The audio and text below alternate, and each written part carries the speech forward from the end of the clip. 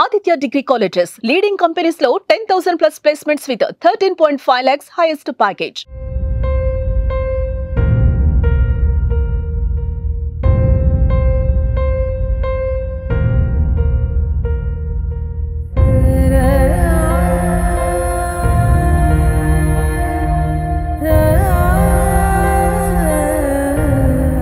కోట శ్రీనివాసరావు అంటే మీ అందరికీ ఒక విలక్షణ నటుడిగానే తెలుసు, కానీ విజయవాడ ప్రజలందరికీ కూడా ఒక మంచి శాసన సభ్యుడిగా తెలుసు. 1999 నుంచి 2005 వరకు బీజేపీ అంటే టీడీపీ బీజేపీ అలయన్స్లో ఆయన ఎమ్మెల్యేగా గెలిచారు.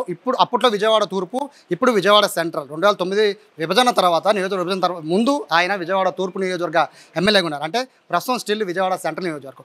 ఆయన చేసిన సేవలు చాలా ఉన్నాయి, చాలామంది కొనియాడుతూ ఉన్నారు. ఇప్పుడు ఆయన మన మధ్యలో లేకపోయినప్పటికీ విజయవాడ ప్రజలు చిరస్థాయిగా గుర్తుపెట్టుకోబోతున్నారు. అయితే ప్రస్తుతానికైతే విజయవాడ సెంట్రల్ నియోజకవర్గం మొత్తం కూడా అన్ని డివిజన్లో కూడా కోట శ్రీనివాసరావుకి నివాళులర్పించే కార్యక్రమం జరుగుతుంది. ప్రస్తుతం సెంట్రల్ ఎమ్మెల్యే బోండా ఉమామహేశ్వరరావు ఉన్నారు. సార్, నిజంగా చాలా బాధాకరం. ఇదే నియోజకవర్గం నుంచి ఆయన ఎమ్మెల్యేగా గెలిచి చాలా సేవా కార్యక్రమాలు చేశారు.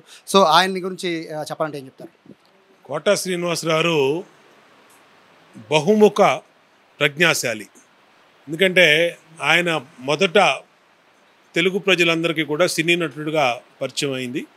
40 సంవత్సరాల సుదీర్ఘ సినీ నటనలో చనిపోయే వరకు కూడా సినిమాల్లో జీవించినటువంటి వ్యక్తి, సినిమాల్లో నటించి ప్రజల్ని మెప్పించినటువంటి వ్యక్తి.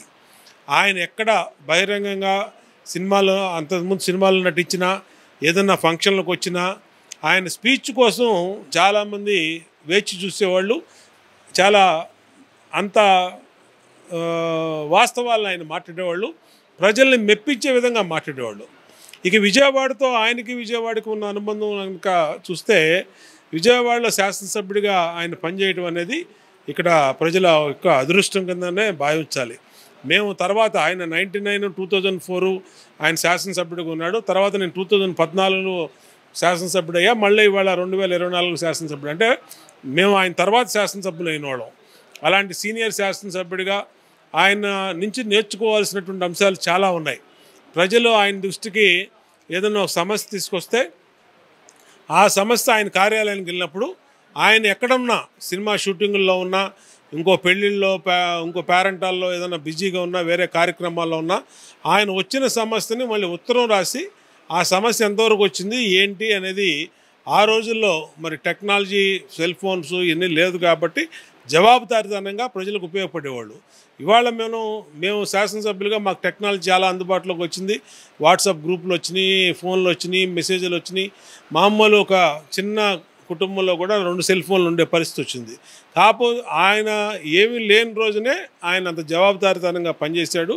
అలాంటి జవాబుదారీతనంగా పనిచేసిన సీనియర్ శాసనసభ్యుల్ని మేము ఆదర్శంగా తీసుకొని ఖచ్చితంగా ప్రజలకి మేలు చేస్తాం. బేసిక్గా 1 ఇయర్కి ఆయన నియోజకవర్గం మొత్తం కూడా ఉత్తరాలు రాసేవారు, నా పరిపాలన ఎలా ఉంది అనేది రాసేవారు అన్నారు. అంటే మీరు చెప్పిన టెక్నాలజీ లేని రోజుల్లో ఉత్తరాలతోనే ఆయన పరిపాలన సాగించారు. బేసిక్గా బీజేపీ ఎమ్మెల్యే అయినా కూడా అప్పుడు కూటమి ఎమ్మెల్యే. సో ఇటువంటి వినూత్న ఆలోచన ఎమ్మెల్యేలకి రావడం అనేది ఈ రోజుల్లో ఫస్ట్ టైం గెలిచిన ఎమ్మెల్యే చాలామంది ఉన్నారు సార్. అలాంటి వాళ్ళు ఎలా తీసుకోవాలి దీన్ని? అంటే ఖచ్చితంగా ఇప్పుడు మంచిని ఎవరన్నా అనుకరించాలండి. ఒక వ్యక్తి శాసనసభ్యుడిగా గౌరవప్రదమైనటువంటి పదవిలో 5 సంవత్సరాలు పనిచేసినా, 10 సంవత్సరాలు పనిచేసినా ఆయన ఏ విధంగా ప్రజలకు మేలు చేశాడనేది మిగిలిన వాళ్ళు కూడా అనుకరించాలి. అది ఆ నియోజకవర్గంలో కాదు, రాష్ట్రం. మేము చాలామందిని ఆదర్శంగా తీసుకుంటాం. వాళ్ళ జీవన విధానం కానీ, వాళ్ళ పని విధానాన్ని కానీ తీసుకుంటాం. ఖచ్చితంగా కోట శ్రీనివాసరావు కూడా ప్రజలకి జవాబుదారీతనంగా ఉండేవాళ్ళు. ఆయన అవైలబుల్గా లేకపోయినా ఆయన దృష్టికి వచ్చినటువంటి అంశం ప్రతిదాన్ని కూడా ఆయన అకౌంటబిలిటీగా ఉండేవాళ్ళు. అధికారం అనేది ఒక అధికారంగా కాకుండా జవాబుదారీతనంగా పనిచేయాల్సిన అవసరం ఉంది. దానివల్ల ప్రజలకు మేలు జరుగుద్ది. ప్రజలు ఏ ఆశలతో వాళ్ళని గెలిపించారో ఆ పార్టీని, ఆ అభ్యర్థుల్ని, ఆ ఆశల్ని అడియాశలు చేయకుండా జవాబుదారీతనంగా ఉంటే ప్రజలకు కూడా మేలు జరుగుద్ది. ఇవాళ అదే చేస్తూ ఉన్నాం. ఇవాళ గడప గడపకి ముఖ్యమంత్రి ఆదేశాలు వెళ్ళటం కానీ ఇవన్నీ కూడా కోట శ్రీనివాసరావు మరి ఖచ్చితంగా ఈ నియోజకవర్గంలో ఆయన పనిచేసిన విధానం చాలా గొప్పది. ఖచ్చితంగా ఆయనకి ఈ నియోజకవర్గ ప్రజల తరపున, ఈ నియోజకవర్గ శాసనసభ్యుడిగా ఆయన ఆత్మకు శాంతి చేకూరాలని ఆయనకి ఘన నివాళులు అర్పిస్తూ ఇవాళ అన్ని డివిజన్లో కూడా ఆయన్ని స్మరించుకుంటూ, ఆయన చేస్తున్నటువంటి కార్యక్రమాలు స్మరించుకుంటూ ఆయన ఘన నివాళులు అర్పిస్తాం. సో ఇది అందరూ కూడా కోట శ్రీనివాసరావు ఒక గొప్పతనాన్ని మెచ్చుకుంటున్నారు.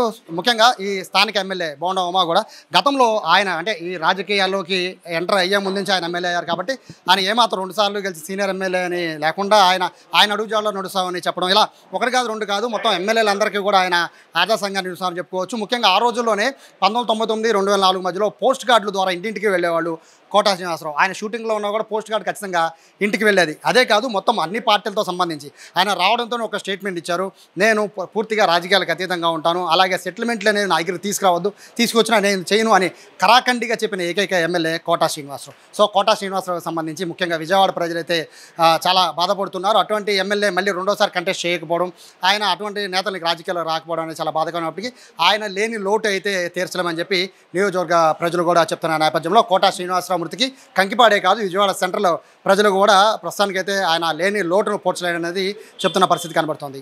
కెమెరా పర్సన్ కృష్ణతో సాయి, సుమన్ టీవీ, విజయవాడ నుంచి.